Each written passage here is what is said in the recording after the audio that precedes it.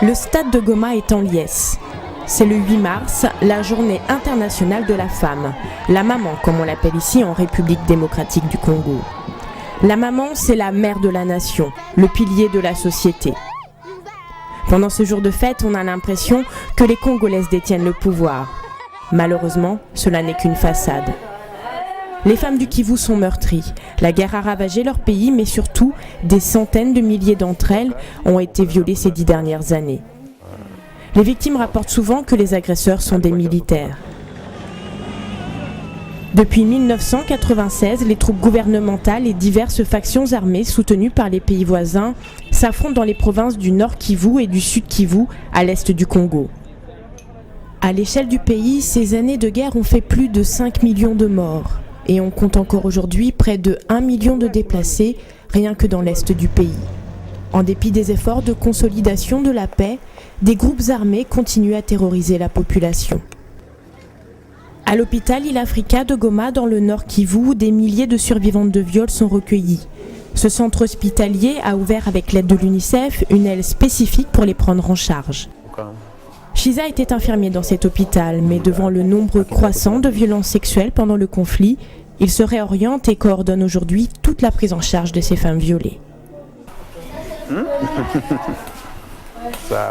C'est une salle de femmes survivantes des violences sexuelles. Il y a des femmes qui sont opérées pour des fistules liées directement au viol, mais il y a d'autres fistules qui sont liées indirectement au viol parce qu'à l'occasion du viol, soit la femme a conçu et elle n'a pas eu accès au service de maternité fiable. Le temps qu'elle est cachée dans une brousse, comme vous le disiez, il n'y a pas de matériel, il y a moins de ressources capables de pouvoir l'assister. Douloureuse et humiliante. Les fistules sont des lésions entre le vagin et l'urètre, provoquant une incontinence. Les jeunes filles se trouvent alors rejetées par leur mari et par leur famille. En 2007, à Il Africa, 200 femmes ont obtenu une chirurgie réparatrice. Mathilde est à l'hôpital depuis presque 1 an. Lors de l'attaque de son village par un groupe armé, sa vie a basculé. Il y avait eu des FDLR qui étaient arrivés. Après avoir tué son mari, ils ont pris les effets, ils ont violé la maman et ils ont enfermé la maman dans sa maison avec ses 2 enfants. Ils sont sortis et ils ont mis les feux sur la cabane pendant que la maman était enfermée dedans. Le drame de Mathilde n'est malheureusement pas un cas isolé. Les chiffres ne sont pas précis, beaucoup de femmes conservent le secret du viol. Mais il y aurait eu en 2007 au moins 19 000 femmes et enfants violés.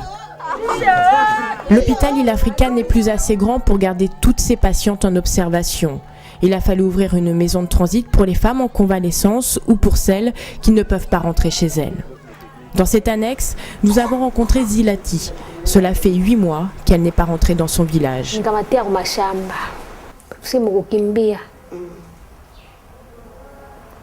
Simukimbia vita ndio tukaenda kwa mashamba.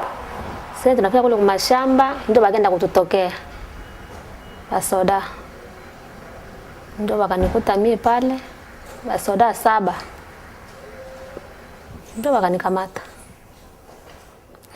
Kisha unikamata ndio maya sasa naona pita. Comme beaucoup d'autres victimes, Zilati ne savait pas que l'hôpital Il Africa pouvait la soigner gratuitement. Pour la plupart, elles survivent en taisant leur douleur.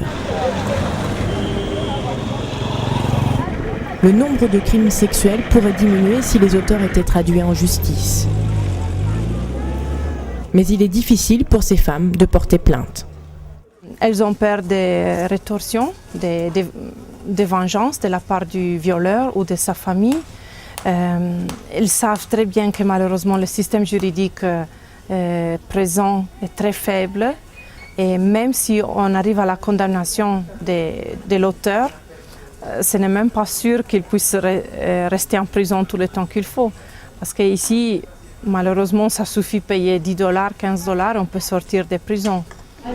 Avant que la justice congolaise ne soit réformée, il faut soigner les âmes. Depuis 2003, l'UNICEF a fourni une aide psychologique à plus de 60 000 femmes et enfants. Il-Africa et UNICEF travaillent ensemble pour former des agents sociaux. Ce sont des mamans conseillères recrutées au sein même de la communauté. Elles entourent ces jeunes femmes, elles les préparent au retour dans leur village et les aident à reprendre une activité.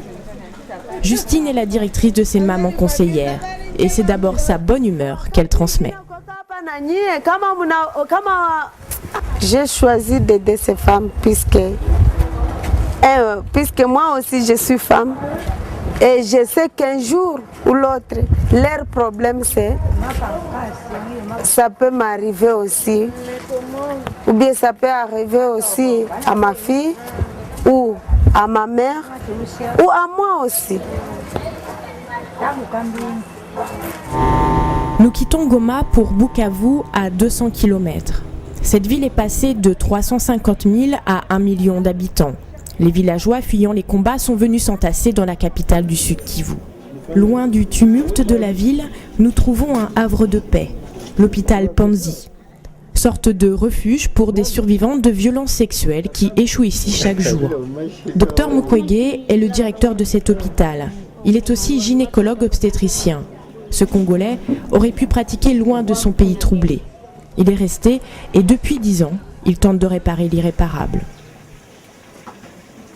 Dans le viol que j'appelle aggravé, ce sont des viols en fait où non seulement après avoir violé la femme, on la torture, donc elle subit des tortures sexuelles, mutilations, blessures, etc. Ce matin, il doit opérer. Il nous autorise à rencontrer sa patiente avant son intervention. Nous l'appellerons Lila. Son histoire est comme beaucoup d'autres. Elle cultivait son champ lorsqu'un homme est venu derrière elle. Nikansikia shoke mgongo na pale akaanza nilala na nikalalamika. Sasa nilalamika vile bajirani ba shamba walikuwa karibu ya mashamba yangu kwa mbali, wakasikia sisi niko nalalamika. Ndio wakasema ni nini hiyo? Basi sasa alisikia vile watu washasikia kama nililalamika, akaanza kamata chongo ya bunduki akanichomeka mguchi. Lila passera plus d'1 heure en salle d'opération.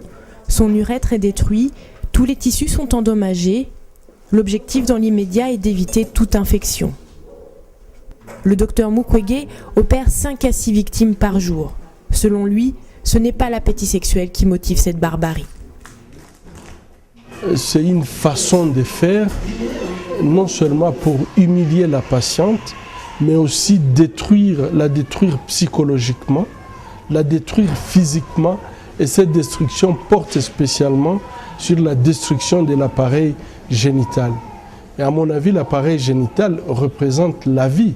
Et lorsque vous détruisez la femme, mais surtout vous voulez la détruire au niveau de son appareil génital, c'est que vous voulez détruire sa progéniture, vous voulez faire disparaître la vie.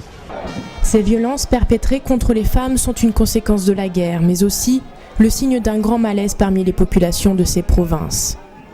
Il faudra plus d'1 journée dans l'année pour faire changer les mentalités.